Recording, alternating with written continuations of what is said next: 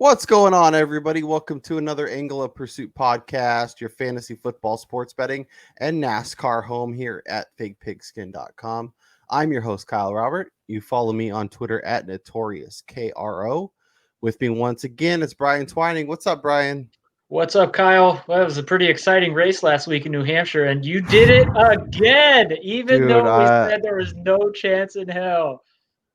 yeah, I'm ready to just like have an awful week because shouts to me, I can't even say it. Brad Keselowski, takes the checkered flag, 9-1, I believe I had him at. Boom.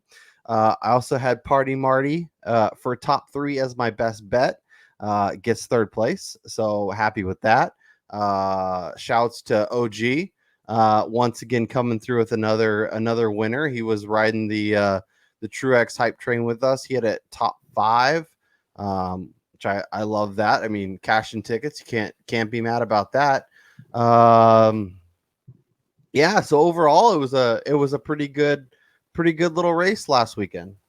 Yeah, it was a good race up until the last 50 or 60 laps when Keselowski just ran away from everybody, Yeah. which was pretty impressive. I mean, he really put the pedal to the metal there. Yeah. It's nice because usually my guys like falter at the end or like they barely hang on. But when you're like almost, I don't want to say a rocking chair finish, but like for a NASCAR race, it was pretty comfortable. So I was very happy to see the way that finished. But we're not here to talk that. We're here to progress. We're here to go forward, and we're talking some FireKeepers Casino 400. NASCAR's back at it with their naming. I don't know where these sponsors come from. I'm still convinced we could get one for I don't know $100. The Angle Pursuit 300 or something. But yeah, we're gonna talk FireKeepers Casino as we do every week. We'll talk some of our favorite options and hit you with our best bet at the end. And let's keep these winners flowing, Brian. I'm my luck's probably out, but so I'm hoping you can pick up the slack and carry us for another couple episodes. So we're going inside the top 10. We're talking about our favorite options inside the top 10. And I'm going to go back to the well. I'm going to do it. I'm going Martin Truex Jr. Why not? Why not? This guy obviously ran really well last week. I'm looking at kind of his recent form at Michigan, a second, 2/3, another top 10 in his last five. That's the kind of track record you're looking for. He's also in terms of pricing. We're chatting about this pre-show. He was 9-1. Now he's down to 8-1 per DraftKings Sportsbook.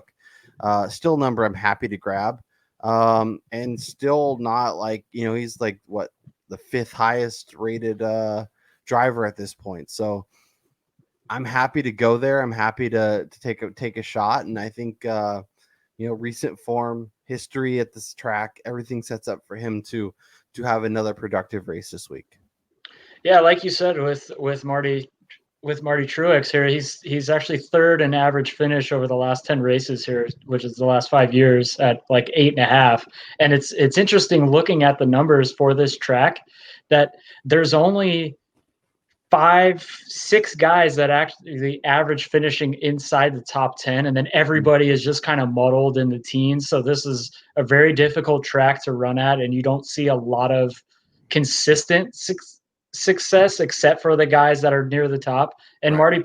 Marty is one of those guys, and he's coming off a top 3 last week. He's top 5 in the standings, I believe, right now. So he is running really hot. And just like you did last week with Keselowski, we're looking at those value picks to have the potential to win rather than just riding the front runners. Yeah, and because Kevin Harvick at 4-1, like I wouldn't fault anyone who went there. This guy's in over his last 6, 2 wins, 3 top 5s, 4 top 10s. Like there's obviously a lot to like, but if I can get twice the odds, especially at a track where, as you've mentioned, there's not a lot of guys that consistently run well. It's something I'm definitely interested in. And the next name that you're going to hit on is somebody that kind of garners interest for me too. And I know you hate to do it, but talk to me about Joey Logano. Yeah, I mean, just taking the name out of it, just looking at purely numbers, Logano is a guy who I like going into Michigan because he is one of those guys who's had previous success here. He has 2 victories here over the last 5 years. He has, multiple top 10 finishes. He won last year at the first race here in Michigan. So, we're looking at recent success, and he's been running really well. And then he's coming off a 4th place finish at New Hampshire, which we had been talking about him having a lot of issues with his cars. And if he can continue that and parlay that into a good start this weekend at a track that he's had success prior at that number at 8-1, again, I'm going that route rather than the heavy favorites. Yeah, and I think my favorite point of what you made is like you have to look at numbers and you have to look at trends and you have to find value. It can be really easy to back your favorite driver. It can be really easy to go, I hate that guy. I don't want him. There's no way I'm backing him. But if you want to consistently cash tickets, that's how you're going to win. Like, it sucks betting on somebody you don't like. It sucks betting against guys that you do like. But that sometimes you have to take your fandom, you have to take your bias out of it. If you want to have consistent success or somewhat consistent success, betting NASCAR. I'm going to stay inside the top 10 for my next pick, but just barely. I really like Chase Elliott this week. I feel like in terms of his recent form, in terms of career at Michigan, he has a lot to like. Obviously, hasn't been quite as good as his previous stops, but early in his career, he was basically going second. Top tens in all but one of his starts at Michigan since 2016. 6th best average finish over the last 6 races. And it's just kind of running well, and obviously, started the restart a little bit better than he has of late. But he's still been really rock solid, and I like him quite a bit. And in terms of a price versus, potential, like I feel like I'm getting a better number on Elliott than I am on the Keselowski, Logano, Truex group. Even if it's just slightly, and I feel like he has just as good a shot, if not better, to win. So I'm all over Chase Elliott this week. That's a really good point that you're making. As I had stated, was the consistency at this particular track, and he's one of the guys who, although it's not that top 5 finish or finishing, close to winning, he is consistently finishing within the top 10. So he's always near the top of the field at this track, and for a number to be around a guy like a Logano who's been up and down here, it does show you like his value at 9-1 compared to Logano's at 8-1 is probably a little bit better because he's a little bit less risky than a Logano is. And then talking about his recent form and this year, he's got 3 consecutive 12-12-9 finishes. So he's not like blowing past people, but he's there. Yep. And like Denny Hamlin's 5.5-1. And in terms of average finish, they're basically, they're right next to each other at 5 and 6. Hamlin has 1 more top 5, but 2 less top 10s. So, 3 of his races, he's in that top 10 finish. 3 of them, he's not. Where Elliott's going to put you there. And that's all you can ask for from your drivers is get me in position at the end to have a chance to win this race. And if you're in the top 5, if you're in the top 7, you're going to have a shot to win most of the time. So if I can get almost double the number of Denny Hamlin and get a potential, and have him in position to win the race, I love it. Let's do what we love to do, Brian. Let's dive deep. Let's go find that favorite value. And we'll start with your guy, William Byron. Obviously on him last week, ended up finishing 11th, just outside that top 10. But still, I mean, at 40-1, obviously offers a really nice number. Beyond there, you're looking at 10-1 for top 3. You're looking at Top 5 numbers haven't been released yet. Plus 145 for top 10, so he's probably going to be 3 or 4. And obviously, we're talking Saturday's race here, so there's hopefully, fingers crossed, we get numbers for Sunday's race soon, and we can kind of cover that. But same track like we did a few weeks ago where we were talking. There was a Saturday and Sunday race. Like, we like the guys we like because of the history, because of everything, because of a good number. Odds are the sports books probably won't post it until after they see Saturday's races. But like we saw with Eric Jones, crashed out on Saturday, actually got a better number on Sunday and ended up cashing, I think, top 3. So pay attention to that too. You might, if you like somebody for Saturday and they don't run well, kind of look at why. But I think there's a good betting opportunity to back them on Sunday and maybe get a better number. I'm glad you brought that up, because when I was looking at a lot of these guys, other than a Chase Elliott who runs consistent here, even Logano, he falls into this category as well. But like a guy like we're talking about right now, William Byron, he seems to have one race where he does really well, and then the other race where he's just kind of middling, and they're either feeling it out or I don't know what it is. But yeah, these guys seem to run one of the races really nice, and then the second time they're at this track, it's not necessarily the same kind of run. So when going to William Byron here, he's only ran 4 races here in the Cup Series, but last year he finished 8th. And even though he doesn't have the success that you would like going into a track like this, I'm looking at him more of a guy who is in need of these good finishes to get into the playoffs, as they were kind of highlighting over during the New Hampshire race. Like, it's really important for him to get those higher placed finishes, and getting in the top 10 for him is utmost importance to try to get those playoff points. And, because he's coming off of a race last year where he finished in the top 10 and he's in need of doing this, I like him as being one of those like aggressive picks, because I see him being a little more aggressive in the race, making some riskier moves that could potentially pay off and get him into that top 10 or that surprise top 5 finish. Yeah, no, I like that call quite a bit. I'm going to let you hit us with your other guide when you're diving deep. And that's Austin Dillon. Talk to me about him. So Austin Dillon, he's ran really well here.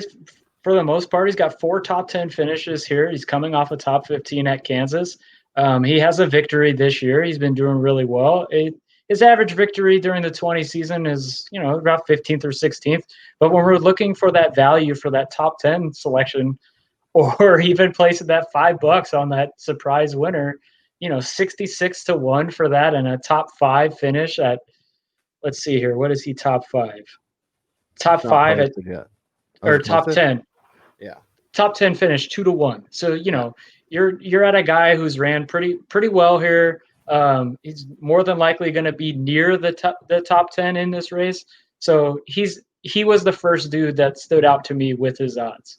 Yeah. Yep. I'm actually I have one more name right there with Austin Dillon, and that's Cole Custer, 66 to 1.